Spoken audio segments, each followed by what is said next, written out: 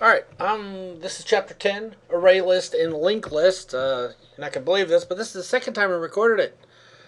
I got partway through and forgot to start the darn thing, so I'm starting it again. Okay, so this is a chapter about ArrayLists. We're going to learn about how to create them, how to add elements, how to access them, how to search through them. Just a whole bunch of stuff all about ArrayLists and some of the different methods that come up. We're also going to work with the LinkedList class, the interface that goes with that, and we're going to talk about DQ, stuff like that. Okay, so we're going to talk about a whole bunch of stuff. Okay. ArrayList, now if you know from prior chapters, an array is a set size. So if I define an array of integers of 100, it's going to hold 100 integers and that's it.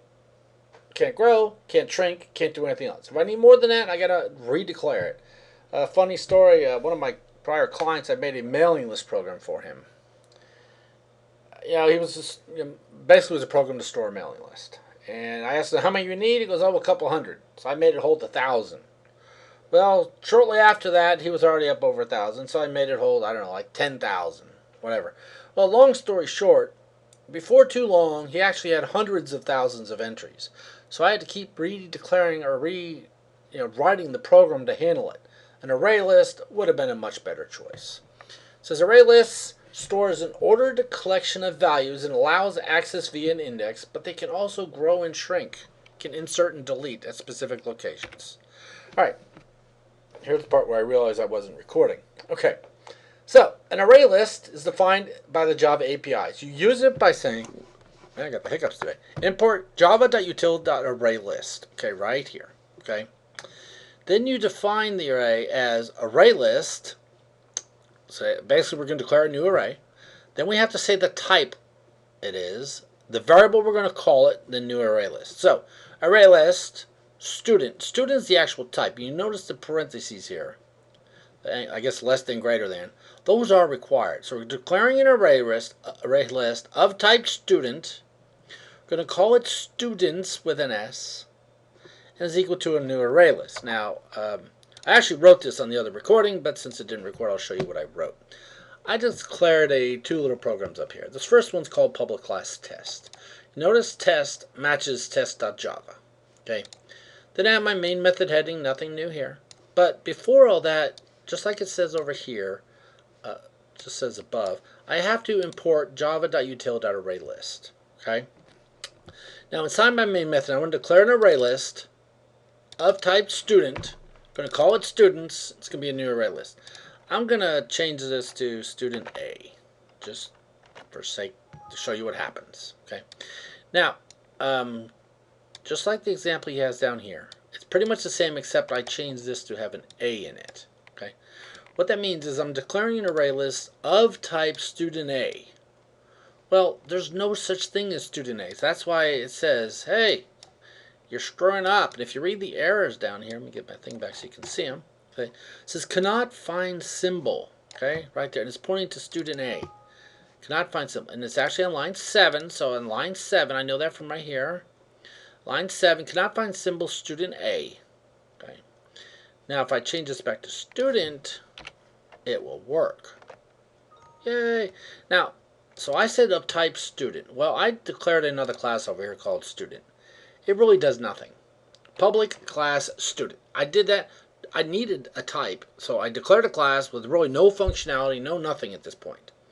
That allows this to work, because now I can declare an array list of type student. So, what did that really do? It really did nothing yet. So let's go back to our lecture. Okay. So let's compare the syntax. Okay. For creating an array list, regular object, standard array, so on and so forth. Okay, so that's what we just did. Array list students, just like I did on the prior screen. Okay, and here's an object example. Mouse Gus is equal to new mouse. This is declaring a new array list. This is declaring a new mouse. Type mouse is gonna call it Gus is equal to a new mouse. So it's basically the same. Here's an array of type student. It's going to be an array. I'm gonna call it students. So really the only difference is rather than putting the type first, you need to say it's an array list called student, of type student. So really these two items combined is really replacing the type. Okay? Let's continue on. Alright. To add an element to the end of the array list, use the syntax the reference variable .add. So ours would be students.add and then some sort of item. Okay. The item is added must be the same type as the type specified in the declaration. So we're going to add a new student. Okay. Now we're going to write a code fragment to do this. Okay, hold on 1 second. Alright, sorry about that. I'm back now. Alright, so he says to add an element to an array list, you use the add syntax. It says the item that's added must be the same type as the specified, so in other words, it must be a type student in our prior example. Okay. It says write a code fragment that creates an array list object computer scientist. Okay, let's do this. Okay. I'm going to go over here, and he wants us to compare, so it's going to be of type computer scientist. Okay. And what are we going to call these things? Actually, you know what? Let's do this a different way. Let's just, since we're just adding the name, let's say of type string. Okay? I'll explain why in a second. Okay. Now, I changed this from student to string. Now, because the reason is he's asking for an array list of computer scientists, and he's only passing them strings. So, now I told it it's of type string. We're going to call it computer scientist. Now let's see if this thing works. Yay! Now, we just declared it. Now that's all we did. Now we're going to add. So now, when we add something, do we add to a string? No, we actually add to computer scientist. So we go computer scientist, C-I-S-C-S. Okay. Now, the method he talks about up here is the add item. So we're going to use add. We're going to say add. Now, I always like to do that way. I got my braces all correctly. Now I can go add stuff in the middle. Ada, love, list. Okay, now I'm going to compile it.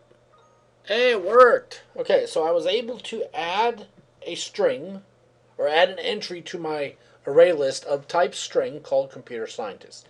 Now, you notice I added the first one. I didn't add the other two yet. The reason is I like to compile my programs all throughout the development process. That way if I screw it up, then I can just copy those two, or that one twice. Now I'll call Grace Hopper, and let's call this one Marissa Mayer. Okay, so now we have our 3 elements in our array list. If I go to compile it, it should compile, and it should run. Okay, what this did was it created an array list, added an element number 0, Ada Lovelace, element 1 is Grace Hopper, element 2 is Marissa Mayer. Okay, you probably noticed a couple of those names on there. Okay, so those are in position 0, position 1, and position 0, 1, and 2. Yeah, okay, let's continue on with our slides here. Okay, we got that. Okay, now let's talk about the Java API. Is that right? Hold on a minute. Okay, I thought I missed this slide there for a second. The Java API, we actually talked about it before, but it stands for Application Programs Interface. It allows us to interface with stuff. Okay, to interface, they're normally public, and just like at the bottom there, you can see the way we're accessing the power method of the math class. Okay, let's just continue on how it actually works with array lists. Okay, so the API of ArrayList gives us some methods. It actually gives us the add method. And now we're going to talk about the get method. We're using the API just like you showed on the prior page. Okay, with standard arrays, you use square brackets to access the elements. An array list, you don't use square brackets. Instead, you use the get method. Okay? So here's the API heading for the get method. It's public e get and index. Okay? So I'll show you how to use this in a sec. We're actually going to use the get method to return a specific index in our array. Okay? It says the index parameter specifies the position, the start is 0, so on and so forth. Now, once we remove an element from the array list, they all move around, but we're not there yet. Okay, so in our prior example, Ada Lovelace was 0, Grace Hopper was 1, Marissa Mayer was 2. Okay, so if the index refers to a non-existing element, you have an issue. It's going to crash. Okay, if index is valid, it returns the specified item. Okay.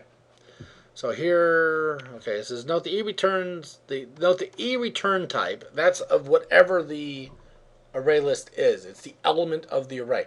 So if you have an array list of strings, then E would be a string.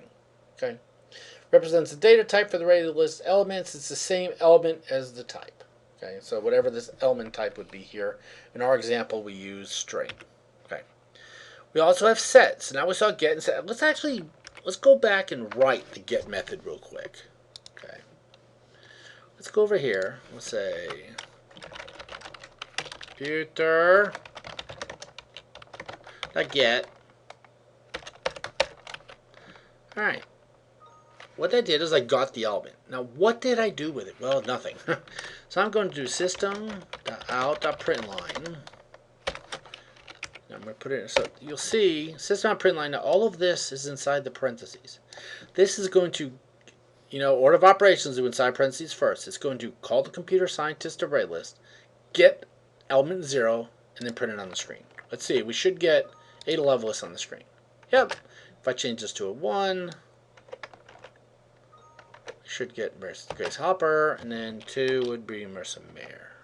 Actually, hit the wrong button. That's helpful. Okay, now let's change it to a 3. So it compiles, so it's not a syntax. So when I go to run it, whoa! Array index out of bounds. Okay, I tried to access element 3, but there isn't an element 3. Okay. Now, our array list is 3 in length, 0, but the index numbers are 0, 1, and 2. Okay? So, that was get. We did that just fine. Okay? We can also use set. Okay? It says parameters, the index parameters specify the element you're interested in. If it returns to a non-existing element, runtime error occurs, so on and so forth. And we see the example here. Actually, yeah, okay. So draw a picture of the colors array list. He has an array list of colors of type string, add red, green, blue. Then mixed colors, he's taking colors.get0, so he's using the colors array list. He's getting 0. Plus colors.get1, so he got red and green. Then he's setting variable 2 at mixed colors. Okay, let's do this. Okay, I'm not going to do exactly like he says, but I'm going to get. Let's actually change this. I'm gonna change this to just CS. That way it's shorter on my screen. Hopefully y'all see what I'm doing. I'm just changing the variable name from computer sciences to to CS. Okay. Now just like he did here, he got 0 and got 1 and set 2 to that value. So I'm going to change this. So we're going to say cs.set. I want to set number 2 to something. What do I want to set it to? I want to set it to this one plus this one. Now I'm going to fix these numbers. I'll show you what it is in a second. Alright, so I just basically changed it to his, but instead of colors, I got people in here. Okay, so I have the 3 values, and I say set number 2. So I'm going to overwrite Marissa Mayer with the get result of 0 and the get result of 1 added together. Okay, let's see what happens. Oh, sorry, this needs to be a capital S. Okay, then I'm going to output on the screen number 2. So 0 is Ada Lovelace, 1 is Grace Hopper, 2 is Marissa Mayer. So we should end up with Ada Lovelace, Grace Hopper. That's exactly what we get. Ada Lovelace, Grace Hopper. Because I retrieved I got 0 and 1, and I stored them in 2. Okay, I did it basically just like he did it, just use the old variable. Okay, we got add. We can add more items. We can clear. Let's go add. All right, let's add an item. Let's say cs.add. Let's add Ken Dewey in there. Not a computer scientist, but it's okay. So how many elements do we have now? We originally have 0, 1, and 2 up here. We overwrote 2. We're adding another. So now I should be able to say 3. I should be able to get Ken Dewey. Yay, I got Ken Dewey on the screen. Okay, so I was able to get that very nicely. Alright, so I was able to add an element. Okay, now add comes in different ways. Index and elements. Okay, let's actually look at that one for a second. Pull this down so you can see his code. Okay, I just said add and I passed it the element. I didn't pass it an index number. So what happens is this one is at position 0. This one is position 1. Oops. This is position 2. Okay. So when I did this, it became position 3. But I could have said add at position 0. What will happen if I do that? Well, let's see. We got Ada Lovelace, Grace Hopper, Ada Lovelace, Grace Hopper. Why did it do that? Well, let's see. Okay. 0 is Ada Lovelace. 1 is Grace Hopper. 2 is Marissa Mayer. Then I said set position 2, so in other words, overwrite Marissa Mayer with elements 0 and 1. So overwrite Marissa Mayer with Ada Lovelace and Grace Hopper. So that's where I got Ada Lovelace, Grace Hopper. That's what this one did. So element 2 got overwritten. Get a lot of emails all of a sudden. Okay. Then I get down here, I output that result. So all this stuff up here, I output on that line. Then I'm adding Ken Dewey. Okay. But I'm adding Ken Dewey position 0. So what happens is Ken Dewey becomes position 0. This one gets moved down, becomes position 1, 2, and 3. So that's why we got the Ada Lovelace again. Because remember, these two combined got overwritten into number 2. But when I add Ken Dewey at 0, that one that overwrote gets pushed down to 3. So that's why it'll say Ada Lovelace, whatever, twice. Okay? Hopefully you understand that. I need to stop for just a second. Alright, sorry about that. I got a bunch of you emailing me today, and happened again. I'm trying to answer the emails in a timely fashion because I know it's Sunday and programs are due today. But okay, let's continue on. So we talked about the add method. You can add an element without just specifying the element, it goes at the beginning. If you add it with an index, it gets inserted at that index and shifts everything else down. Okay, we also got a clear element, or clear method, I'm sorry. Clear method removes all elements. Pretty handy to use. Then we have index of. Okay, it says searches the first occurrence of the element for the element in the array list and returns it. If it finds it, great, it returns an integer of it. If it doesn't, it returns a -1. Okay. Then there's an isEmpty to see if it's empty. Hence the name isEmpty. If it's empty, it returns a true. If it's not empty, it returns a false. Then you can remove. You can remove an element. You can use the remove method and also size to determine the size of it. Let's look at one of these if I can get my thing to work again. Okay. I'm going to go in here, right here. I'm going to just change this line. Size. I want to see the size. Okay. So if this works correctly, we can get rid of that set line too. We should have 3, 0, 1, this will be 0, this will be 1, this will be 2, then this one will become 3. So when this prints, it actually should output 3 because there's 3 elements. Then I add that one, and this should output 4. Let's see if it actually works correctly. Yay, outputs 3, then output 4 correctly. Okay, so the size works perfectly. Okay, here's an ArrayList program. It does a bunch of stuff. Do I want to run this whole thing? Yeah, let's run it. Let me get this code. I'm going to, hold on, I got to get down to the place we're at. Right here. I'm going to just take the main method of it. Well, if I can get the code out of here. It's the Hunger Games. Yay. Okay, I'm going to take the main method and overwrite my main method with it. Okay, so I just took the one off the spacing and everything's not right because I'm just copying off the PowerPoints. But okay, let's run this thing. It says Rue is no longer in the game. Remaining Cato, Finnick, Katniss, and Peeta. I'm assuming some of you are going to go see the new Hunger Games movie coming out. Okay, let's see what he does. I declared ArrayList. Then we have an integer for deceased index. Keeps track of who's dead. Okay. Then we have a string for deceased. Then we declare our ArrayList of type string. We're going to call them tributes. We're going to add Cato, Katniss, Peeta, and Rue. If you haven't read the books, by the way, the books are much better than the movie. And you can find out what happens right now. You don't have to wait for the movies to come out. Just saying. Okay. Then we can add, at position 1, Finnick. So, since this is 0, this is 1, what will happen is Finnick will actually go right here between Cato and Katniss. It says, then decrease index. What they're doing is taking math.random, based on the size of it and removing somebody. So if I ran this each time, whoop, Phoenix out, oh, Katniss is out, oh, Katniss is out again, really? Phoenix out again, Peeta's out, Phoenix out. Oh, Phoenix has been out 3 times now. There's Kato, there's Phoenix. Yeah, Phoenix has been out more than anybody. But this statement randomly picks a number, that's what the random does, times the size of it, so it's based on the number of elements in the array list. Then we're saying the deceased is remove this deceased index. Again, deceased index is the random number. Okay.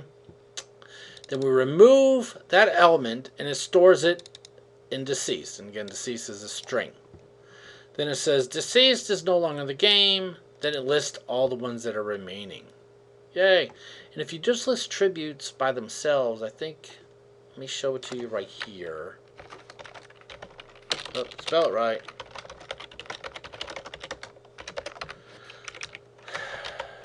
If I just list tributes here, it'll show you all the tributes. Kato, Finnick, Katniss, Peeta, Rue.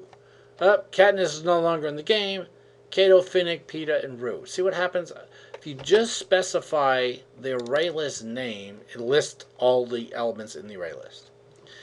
Then as we removed one, stored it in deceased, then we output deceased is no longer in the game, then we output it and it shows the next number. Okay.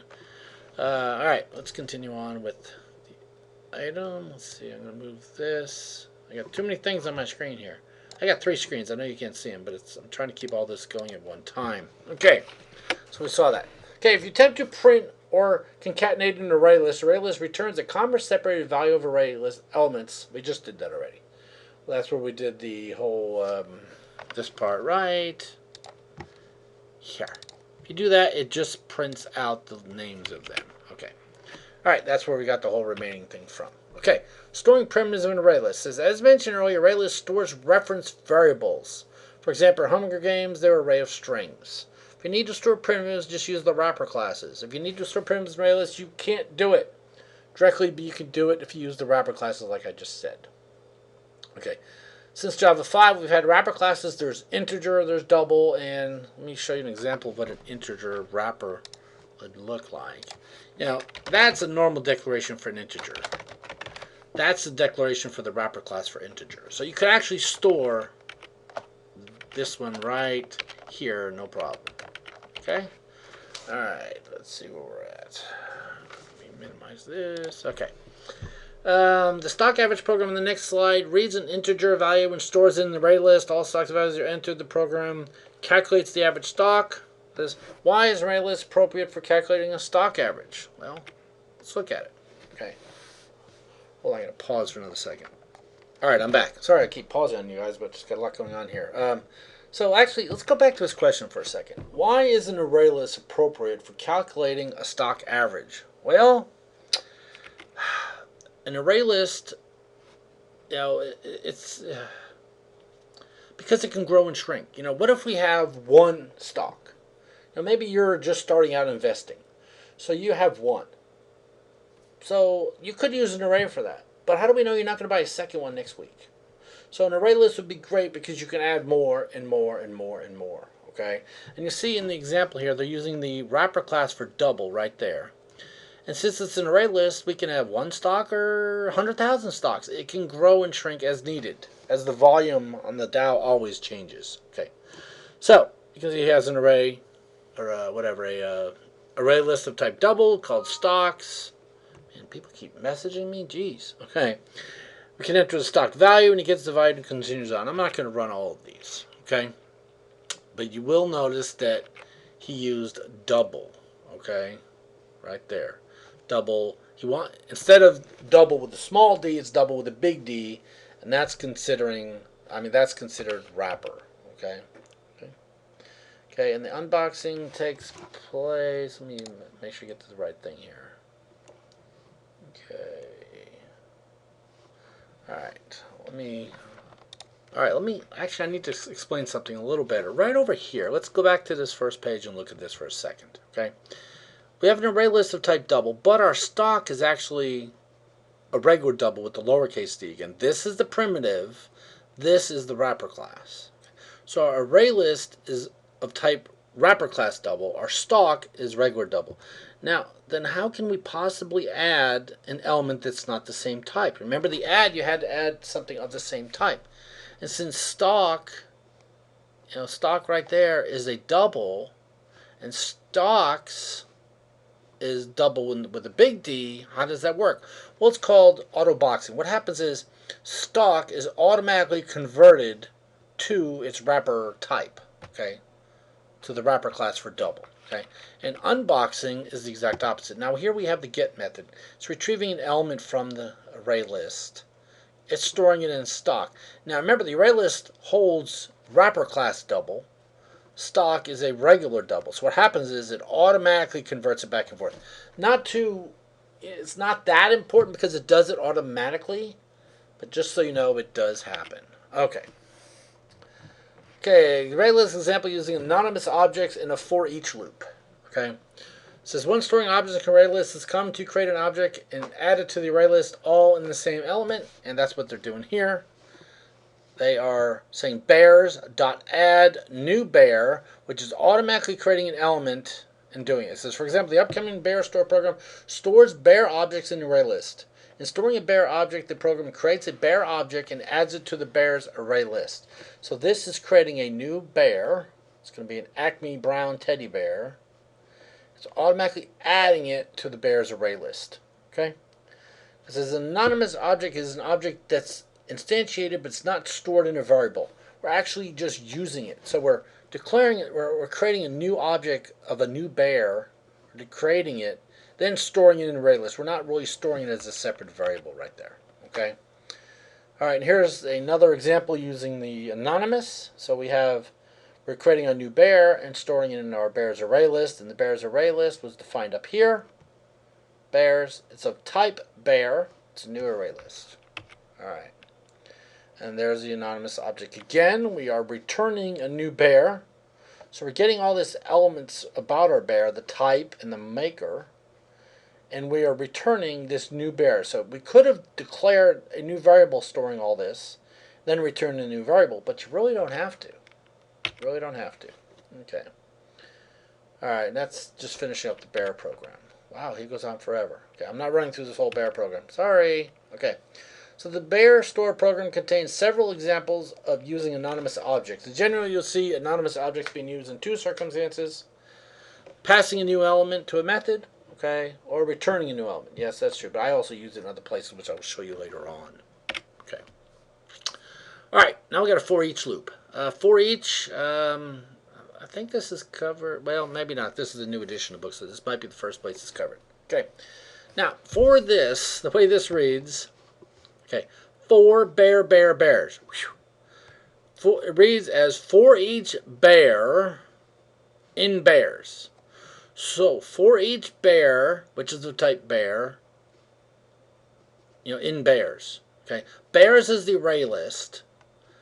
Bear is the element in the array list, and the array list is of type bear. So what this means is go through the bears array list, and for each element in the array list, display the bear. That's what it's doing. Okay, you could have done it separately. You could have, but it's just an easy way of doing it. So this is called a for each loop. Very, very handy. Okay. Now for each loop. Okay, it says note that using a for each loop is an option. Is an option, not a requirement. Here's an alternative. So we could have done this as well. We could have declared an integer I. Then I is less than the size of the bears, an increment I. Then we could have bears.getI.display. So this would have gone through the bear array list up to the, starting at 0, go to the size. Go through there, and for each element in the array list that you're getting, for each element, display it. Now again, let's look at the other one here. So which one's shorter? That one or that one? So this says for each element in bears, do something to bear, and we're going to display it. So, this one here is a little shorter, but this one's fine. I think in one of the assignments I actually tell you to use the for each method, though. Okay? All right. Array list versus standard arrays. Says it's easy to increase the size in an array list. Just use add. It's easy to decrease it as well. Use remove. It's easy to clear it with clear. Okay? Now, when is it better to use the standard array over it? So standard arrays uses the brackets to access its elements, which is easier than getting used to the set and get. You can just use brackets and access element 0. You don't have to use get. Okay. It says the standard array is more efficient when storing primitive data types. Remember, an array list cannot store primitive data types. Okay. Now let's talk about a linked list. Okay. A linked list is just like an array list, except it has a header and a footer, basically. Okay.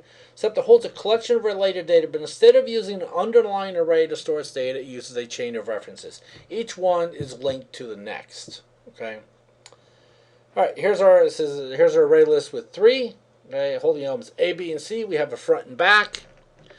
After adding X, now we have an array element of linked list of 4. Then after removing, we're back down to 3. So it's very easy to add and remove. Okay, array list and linked list pretty much work the same. They both have add, they both have set, add, remove, clear, etc. Okay. All right, and they both use the list interface. Array list and linked list both use list. Okay. And E, again, we talked about is the data type, or the array list or linked list type. Okay, so they work pretty much the same. We're going to see a couple differences, though. Okay, so as in the past, you've declared variables with a primitive type or a class name on the left like this. So double distance. So we have distance, which is of type double. Student, which is of type student with a capital S. Okay. You can also declare an interface on the left like this. List strings iPhone apps. So we have a linked list. What type is it? Well, it's of string type, and it's going to be called iPhone apps. Okay? So first you can assign an array list object to iPhone apps. Then later you can assign it to it just like they're doing here. Then we have the declaration here, and then we can say iPhone apps is equal to new array list, or you could have done it all at one time. Okay? You could have done either array list or linked list. Same list method would do the same kind of thing. Okay. Now, with a linked list, it's easier to find, add, remove elements that are near one of the two ends. It says once an element has been found, it's easier to remove it from the linked list. We're going to see an example here in just a second. Actually, yeah. I don't want to lose my slide here. Okay. Okay. So, however, finding the index element is much slower in a linked list than an array list because here, let's see why. Instead of jumping right to the index position, the computer must step in from an end until the step count equals the index. So it must start at the end and go next, next, next, next, next. Okay. All right. Here's a measuring method execution time. Okay. Does he actually have it, the whole program? Okay, we might have to run this. Well, let's walk through it first. Let's walk through it. This is actually going to see how long they take. Okay. Assume a get index is less helper method returns an array of all. Okay, let's see. So we have our main method here. We are declaring a variable called operation type. It's of type string. Average get and set time. Okay, we can set it to 1,000, sorry. Then we have an array of indices. This is a standard array. How long is it going to be? Well, it's going to be 100. Okay. Get indices is that method you just talked about. And indexes be the same thing. Then we have an array list. Okay, what type of an array list? Well, it's type double. We're going to call it list. Okay. Now we have our get indices. Actually, let me try to. I'm going to pause for a second and try to copy this into my compiler. Hold on. All right, I was able to get it into my compiler, which I'm going to show you here in a second. But his program starts here with get indices. And that's the method we're going to look at next. And here's the get indices. It retrieves the length like it is right here. This is the 1,000. Okay. Then it creates a random number. It creates a new array list. Okay. Then it for each basically it adds a bunch of values. Okay. Integers to add. It adds them all, and then it gets them all. So it's going through the array list, adding all the elements, then getting all the elements. Okay, then it's going to populate the list. Okay, now this get indices is one method. This is back part of the main method again. Okay, so now we're going to populate the list. We're going to put stuff in it. Then we're going to output the results. Now I'm going to show it to you right here. Okay, so when I run this, I get class utils.average array list. Okay, for length 1,000, average get and set time was 251 nanoseconds. Okay, same. 252, 261. So sometimes it's slower than others. Okay, but that's just showing us the random time. Okay. In other words, how long does it take to actually get and set all of these? Okay. And here he ran it a few times as well. Now, so we've been noticing a whole bunch of the actually. Let's go back in there for a second. Let's write down some of our numbers. Okay, we got 251, 253, 290, 256. So they're all in two somethings. Okay. Now let's change this to a linked list.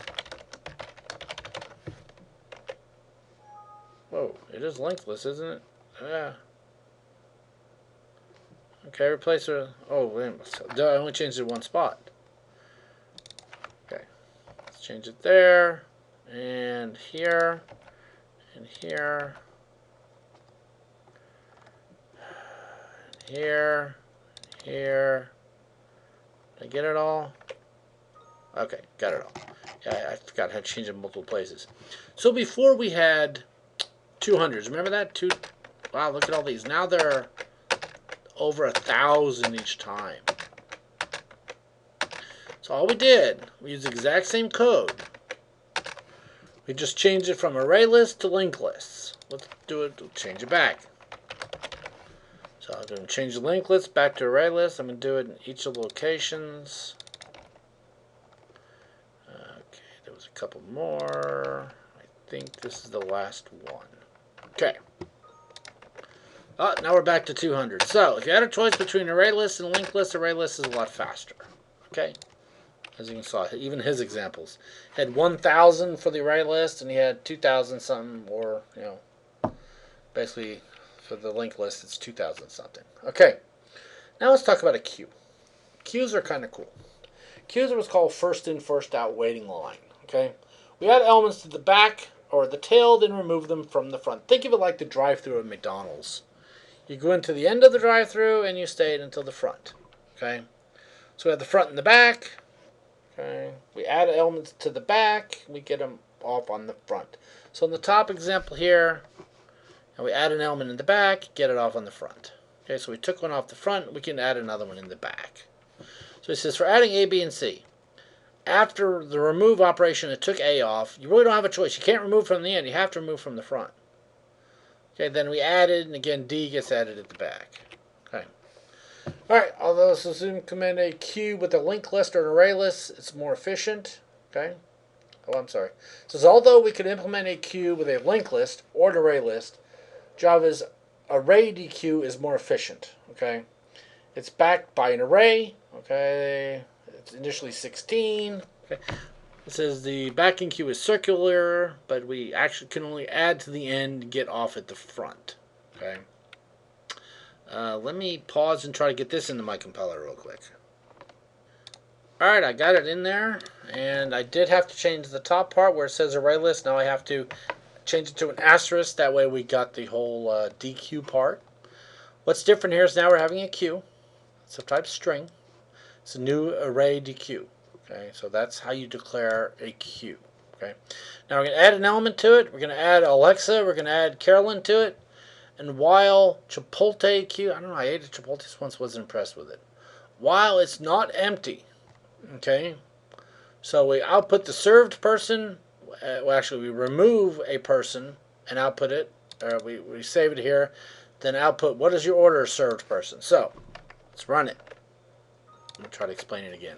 What is your order, Alexa? What is your order, Carolyn? It's going to be the same one every time. Why is it the same one every time? It's because we added them in that order. We added Alexa, we add Carolyn. Then we continue until it's empty. Then we remove an item and save that in a string called served person right there. Served person.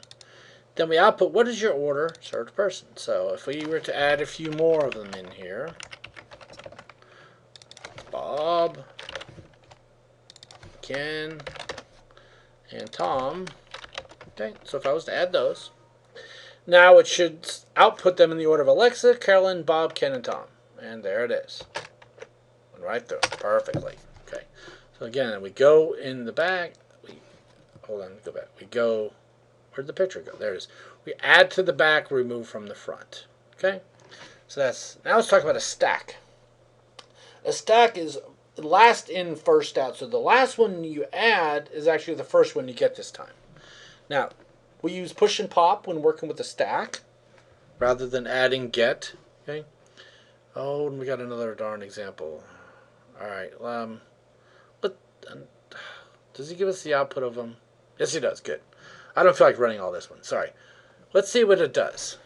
Okay. So this program uses stacks to help a driveway parking service. Okay. So we declare driveway 1, declare driveway 2 as stacks. Okay. Then we have our main method, we get input. Okay. Then we have a new attendant is of type driveway parking. Okay, and I guess that's defined. Oh, duh, that's us. That's this class. Okay. Then the attendant driveway parking says enter license to add, so we're adding them to the list. We're getting the input for it. Then we're going to the license plate character 0, so we're looking at the first element in the license plate. Okay. Then we're parking the car. Then we're saying sorry we couldn't find it. Okay, this is a very weird example. Actually, let's just look at the output now. So driveway 1, driveway 2 are 0. Enter license plates to add. Okay, plus license to add, minus license to remove. So he did plus 1, 2, 3, 4. So basically what happened is driveway 1 now has 1, 2, 3, 4 in it. Okay, then plus to add, minus to remove, or Q to quit. He did plus 2, 3, 4, 5. So driveway 2 now has 2, 3, 4, 5 in it.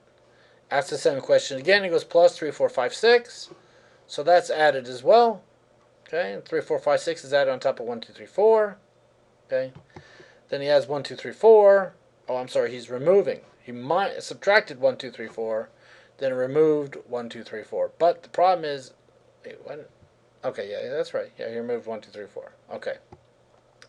Sorry I didn't walk through that one. You can walk through it. It's not a homework program on it. It's just you have to go the whole thing until you get to that one. With the stack, you got to remove everything until you get to that one. That's why he lost that one. All right, now let's talk about the Java collections framework. Okay. Getting tired of talking here. Actually, let me take a break and get a drink. Hold on. All right, let's continue on here. I'm not going to go into this in great detail. It's not your program you got to write, but just so you get a general idea. Okay, the Java collections framework has basically two hierarchies. You have a collection or you have a map. Okay, the collection allows you to list, queue, to set. You can do things like contains, is empty, just like most of the stuff you can do with the array list we talked about earlier. Okay. Provides a one parameter constructor, convert anything from one to any other type in the collection. Now the map, on the other hand, uses a sort of key. Now we have kind of a graphical looking there. You can see the collections framework has set and list and queue, then array list, and has just all kinds of functionality to it. Now the map, on the other end, has sorted, has hash map, and you're going to learn more about this when you get into your discrete math type class. Okay, so they will go much more in depth. A map, it says, relates an object to a key set to another object, could be better than to be another set, a list, or a queue. Okay, really dependent upon the key. You can still put, get, remove, but you're dependent upon the key. Okay, now here's an example. This is a collection of citizens. Basically, you got a bunch of people. Okay, it says give one citizen a message, and you want them to pass it on until everybody gets it. Okay, I'm not going to walk through this entire program, but it says store a set of citizens with a set of friends in each citizen, and you'll see the program here is actually quite long. Go ahead and put it into your computer system and try it. I'm not going to walk through it, but what he's doing, his program goes through the whole collection. And you tell one friend, and they tell their friends, and those friends tell everybody else's friends until finally everybody knows about it. So that's pretty much how it works. Okay, I'm not going to walk through it, but yeah, you can. The recording's long enough already. But that's kind of what the collections and maps are. It's not, like I said, not critical for right now, but it can't hurt you. All right. Oh, yeah, and this is the final page. I guess I lost it. Oh well. It showed you the output of it. Sorry about that. Okay. And that's the end of this chapter.